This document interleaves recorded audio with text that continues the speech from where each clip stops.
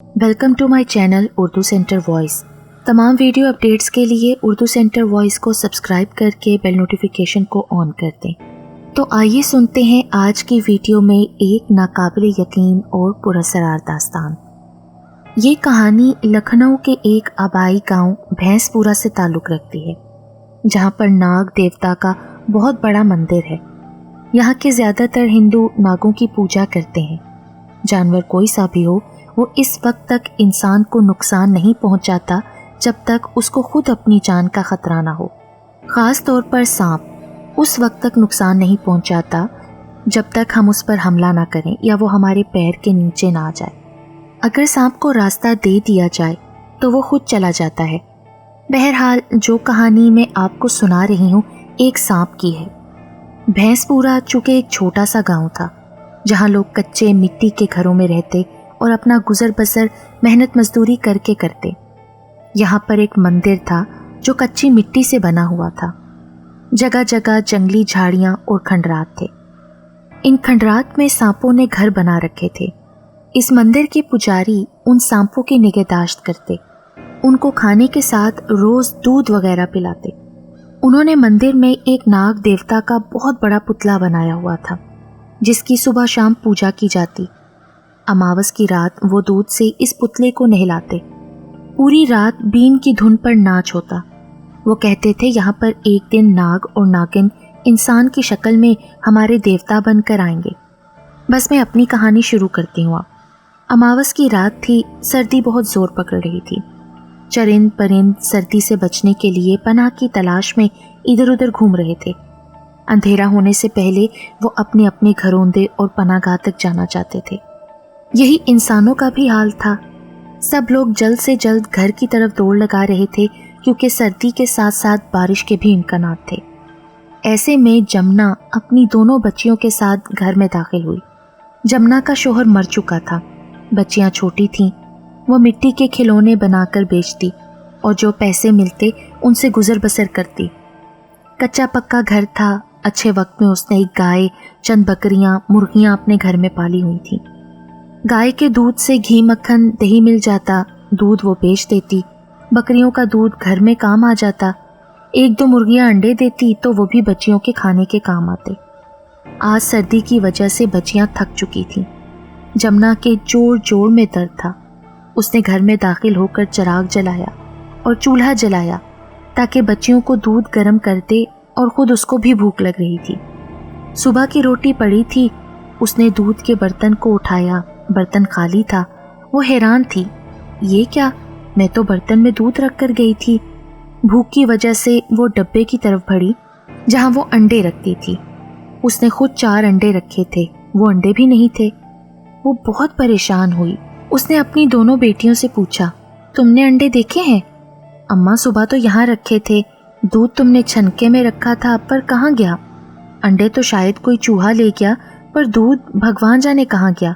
शायद तुमने जाते जाते पी लिया। नहीं अम्मा, हमने नहीं पिया। तुम झूठ बोल रही हो। नहीं अम्मा, सच, हम तो तेरे साथ घर से निकले हैं ना। जमुना ने प्याज की टोकरी से हरी मिर्च और टमाटर निकालकर चटनी बनाई। सर्दी हड्डियों को तोड़कर घुसना चाहती थी।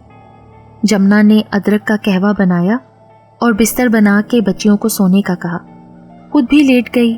अभी उसे लेटे हुए चंद मिनट ही गुजरे थे। उसे महसूस हुआ कोई चीज़ इधर से उधर रेंगती हुई गई है। साथ साथ उसके मुंह से अजीब सी आवाज़ें आ रही हैं, जैसे सांप फुनकारता है। उसने चिराग उठाकर बच्चियों के बिस्तर की तरफ देखा। कुछ भी नहीं था। फिर अपने पलंग की तरफ देखा। उसे कुछ नज़र नहीं आया। बहरहाल नींद कांटों पर भी आ जाती है। सुबह तड़के वो उठी। उसने गाय का दूध निकाला, चूल्हा जलाया, ओपले थाप कर गाय बकरियों को चारा डाला। फिर वो मुर्गियों के दड़बे की तरफ गई।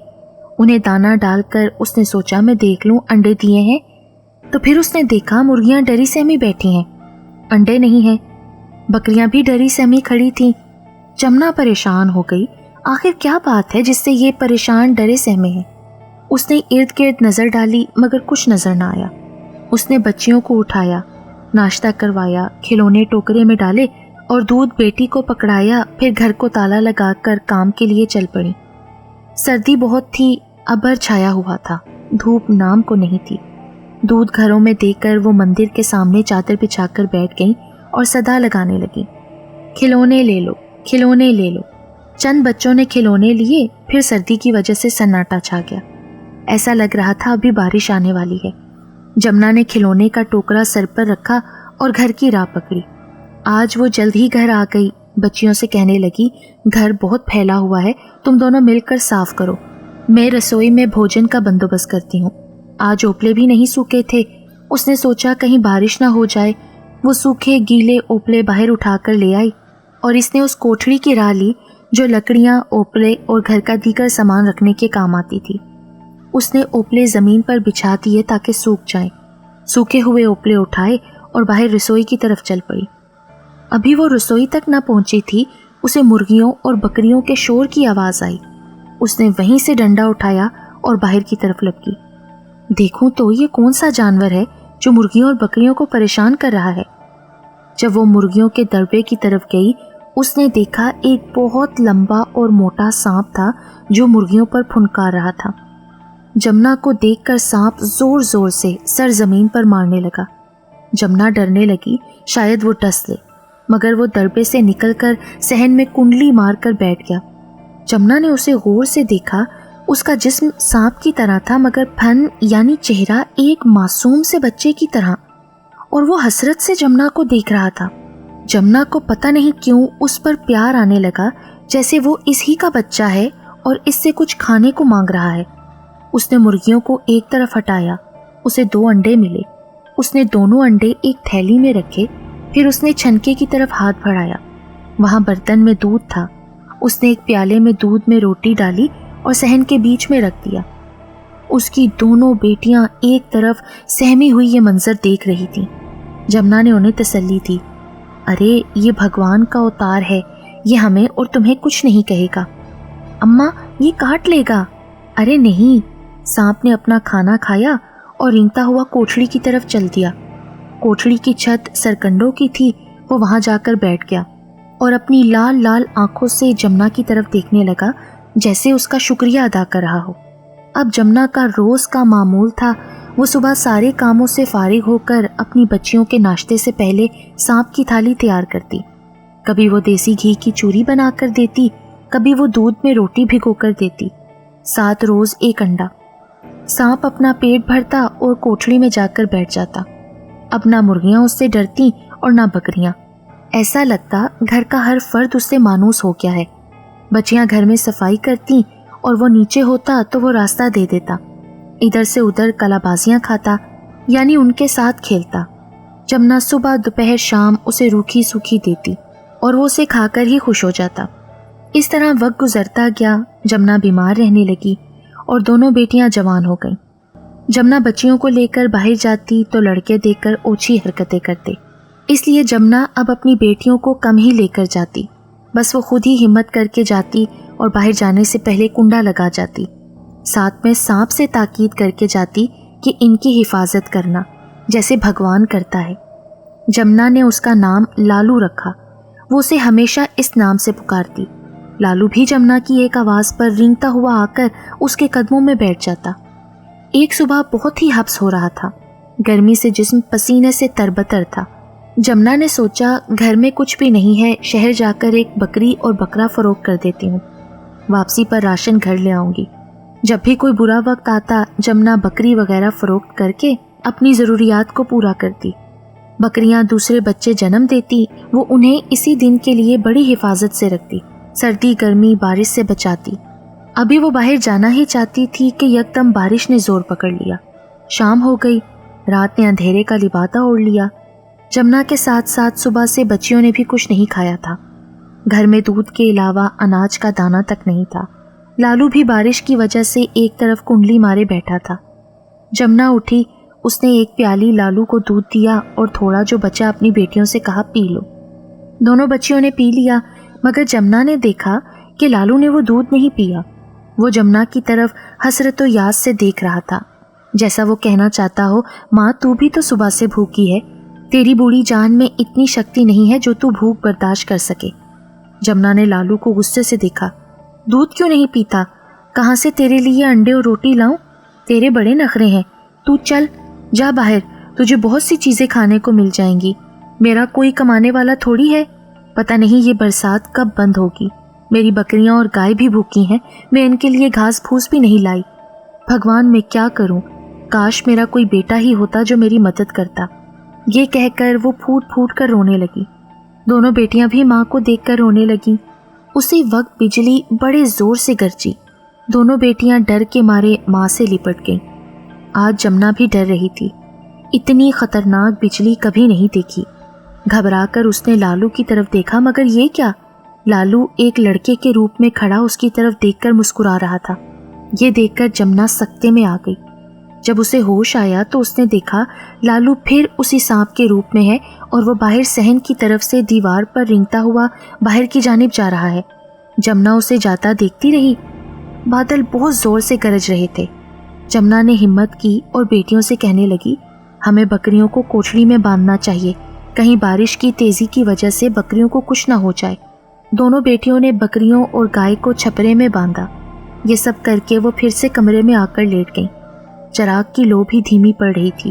شاید چراغ میں بھی تیل ختم ہونے کو تھا. صبح ہونے والی تھی مگر بارش کی وجہ سے بہت اندھیرا تھا. جمنا کی آنکھ لگ گئی. بچیاں بھی سو گئی تھیں. اچانک جمنا کو سانپ کے پھنکارنے کی آواز سنائی دی. وہ سہم گئی کہ اندھیرے میں بچیوں کو کوئی نقصان نہ پہنچ جائے. اس نے دیکھا لالو انسان کی شکل میں اس کے سامنے بیٹھا ہے.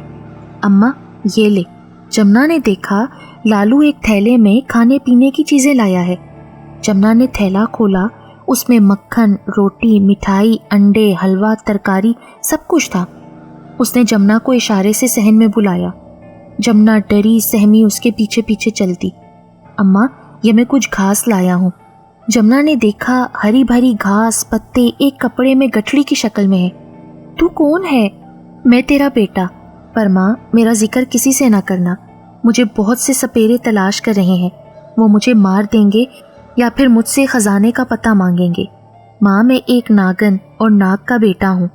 میری ماں اور باپ کو خزانے کی وجہ سے مار دیا گیا تھا. میری ماں نے مجھ سے کہا تھا تم بھاگ جاؤ اور کہیں دور جا کر پناہ لے لو. میں اس پرانے مندر میں آ گیا مگر مجھے وہاں بھی خطرہ محسوس ہوا. اچانک میں اس طرف نکل آیا اور اس گھر میں پناہ لی. ماں تیری غربت، تیرا پیار مجھے گھائل کر گیا. مجھے ایسا لگا جیسے تو میری ہی ماں ہے اور یہ دونوں میری بہنیں. میں نہیں چاہتا تھا تیرے سامنے سروپ میں آؤں مگر مجھے تیرے پیار نے مجبور کر دیا. آج سے میں تیرا بیٹا ہوں.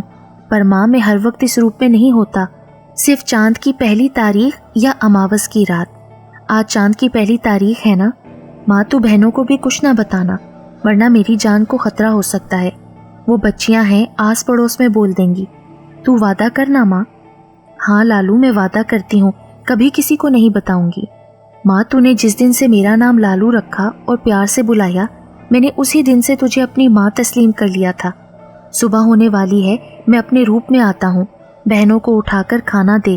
وہ پوچھیں تو بتا دینا لالو پتہ نہیں کہاں سے اٹھا کر لایا. جمنا نے دونوں بیٹیوں کو اٹھایا. ان سے کہا کچھ کھا لو. وہ حیران ہو کر کھانے کو دیکھ رہی تھی. اماں یہ کھانا کون لایا؟ ارے لالو پتہ نہیں کہاں سے یہ تھیلا اٹھا کر لے آیا. لالو کے بچے تم بڑے ہی لوفر ہو، پتہ نہیں دکان سے کس کا تھیلا لے آئے. وہ دونوں بڑے پیار سے لالو کو دیکھ کر بولنے لگیں. پھر کھانا سیر ہو کر کھایا. جمنا نے لالو کی تھالی بھی بنا کر دی. کٹوری میں انڈے رکھے، حلوے میں روٹی چور کر کے اس کے آگے رکھی. لالو بھی بہت خوش تھا. وہ بار بار ادھر سے ادھر رینگ رہا تھا. اماں نے بیٹیوں کو تاکید کی تم میں سے کوئی بھی اس بات کا ذکر کسی سے نہ کرے ورنہ وہ لالو کو پکڑ کر لے جائیں گے. لالو اپنی جگہ پر بیٹھ گیا. بارش تھم گئی. لالو پھر خاموشی سے باہر چلا گیا. شام ہونے سے پہلے وہ واپس آ گیا.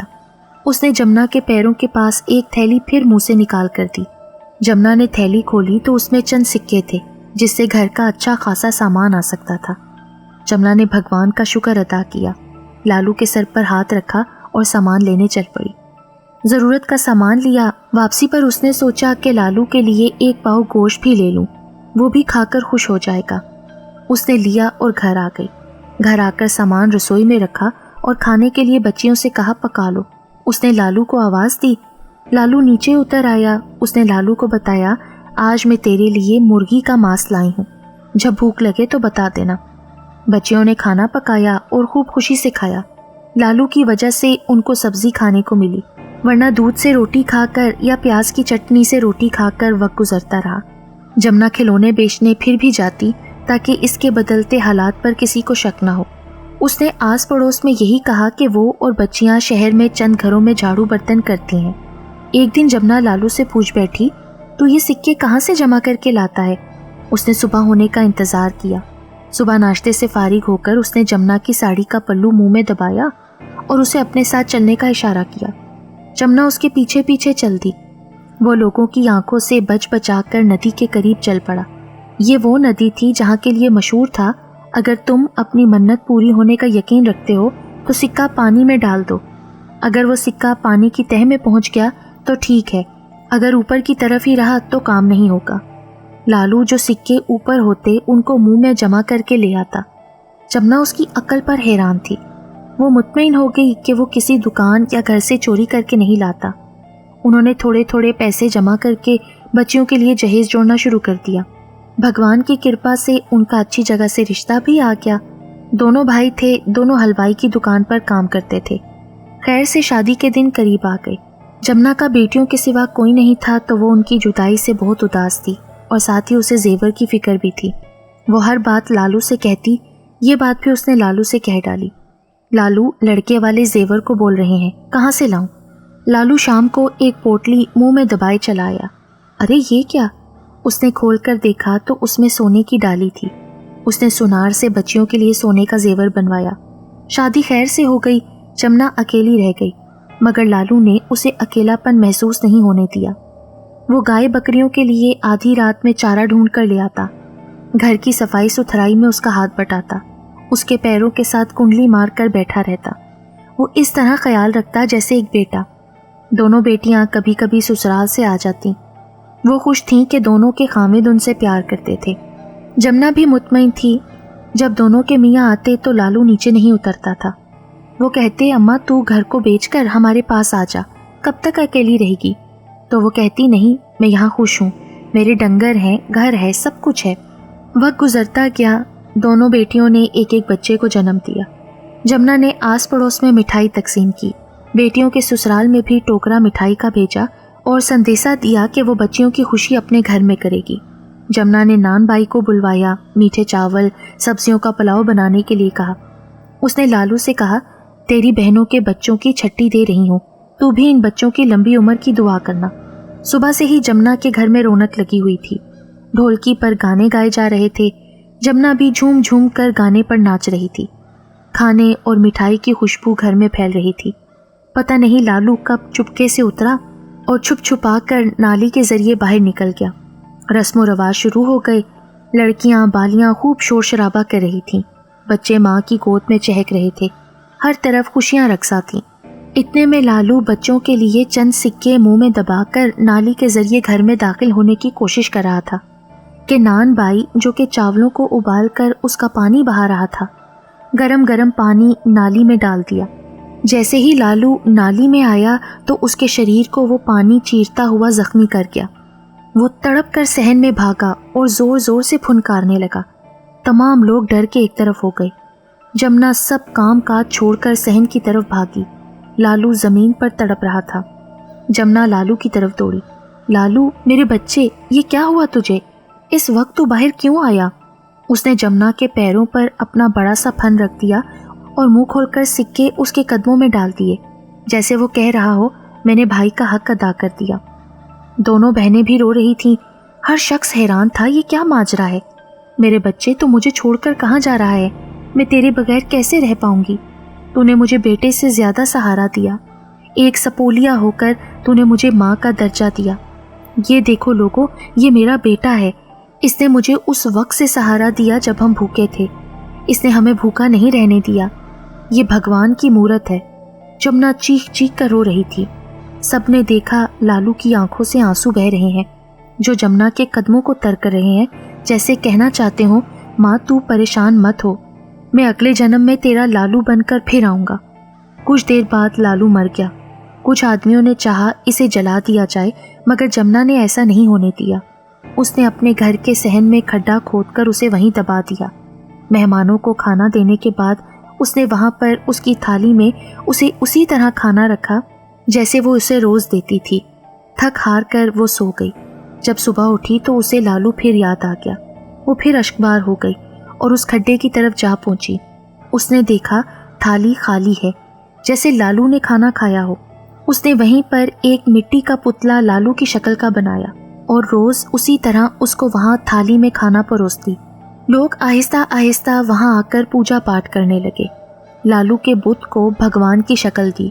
اس طرح جمنا کا گھر ایک چھوٹا سا مندر بن گیا۔ جمنا زیادہ عرصہ نہ جی پائی۔ اس کے مرنے کے بعد اس کے دامادوں نے چاہا کہ وہ یہ گھر فروخت کر کے کچھ پیسے کاروبار میں لگائیں، مگر وہ یہ نہ کر سکے۔